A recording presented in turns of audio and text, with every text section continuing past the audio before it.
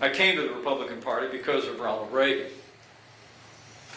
And I remember when I was roughly the age of many of the students gathered here, marveling as these economic policies defeated inflation.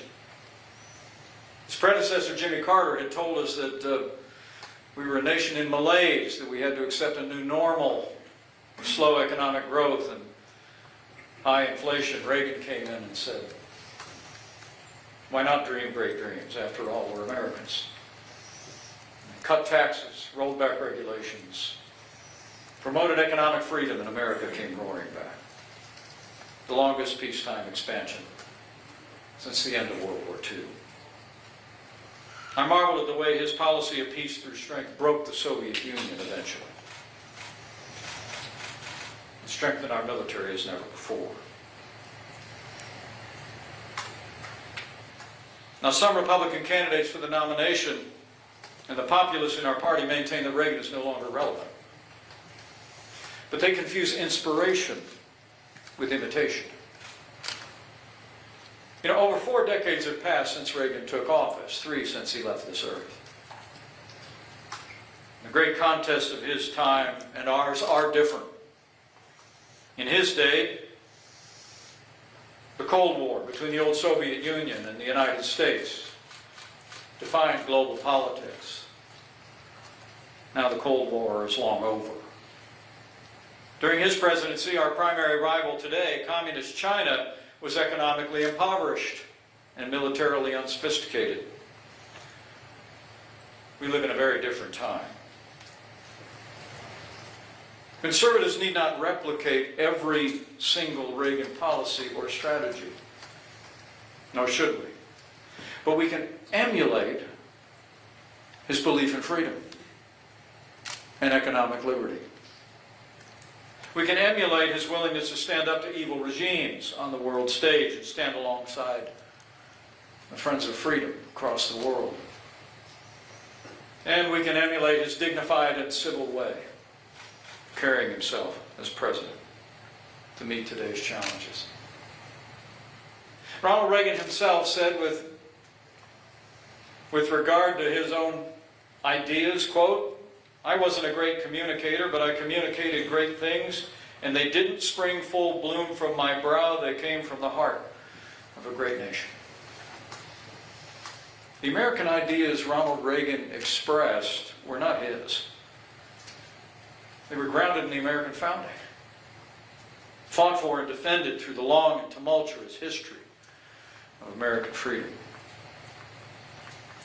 Leaders pass into history, but first principles endure. The politics of convenience driven by the passing moment, however, are soon to fail and be forgotten. Reagan used beliefs that long predated him to meet the threats of his own times, and so should we. He took inspiration from the likes of Calvin Coolidge and Dwight Eisenhower and the founder of the Republican Party, Abraham Lincoln, as he brought America back. The truth is, the Republican Party did not begin on a golden escalator in 2015. Long before that day, it was forged and defended and defined as the conservative party in America. And so it should ever be. I actually met President Ronald Reagan when I was a first-time candidate for Congress. It was his last year in office. I was 29 years old. It would be more than a decade before I would arrive in the Congress of the United States, but I was there along with my young bride for a photo op with the 40th president. And I'll never forget the encounter. I walked into the Blue Room, the president was seated there, the cameras were all clicking. When I told my young wife before, I said, the campaign wanted me to say something political to him, but I wanted to say something from my heart. Karen did what she always does. She patted me on the arm and just said, just tell him what's on your heart. So I sat down. You can look it up on your phone right now. You can see the picture. I was as nervous as a cat in a room full of rocking chairs. Sat down in that chair, looked into the president's eyes, Felt for all the world like I was talking to Mount Rushmore. The President said to me, "How's the campaign going?" And I said, "It's going fine, Mr. President, but I've got something I'd like to say to you." He said, "Well, go ahead." And I said, "I just want to thank you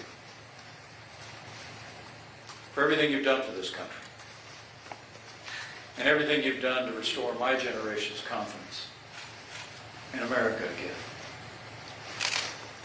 And I'll always believe that in that moment, the 40th President of the United States almost blushed, like he'd never heard before. And he said, "Well, Mike, that's a very nice thing of you to say." I can almost still hear it. But it was moments later that made the most impression on me. The President walked into the East Room to greet the spouses that were along with the candidates. And apparently some of the candidates had said to him the same thing I had said. Thanked him for what he'd done in 8 years to transform the American economy. It had set into motion forces that in just a few short years would bring down Soviet communism and see the Berlin Wall collapse and destroyed. He stood up at a makeshift podium and he said, "You know, many of you have thanked me for what I did for this country." But then Ronald Reagan said, "I don't think I did anything for this country." He said, "I think the American people just decided to right the ship. And I was just the captain they put on the bridge when they did it."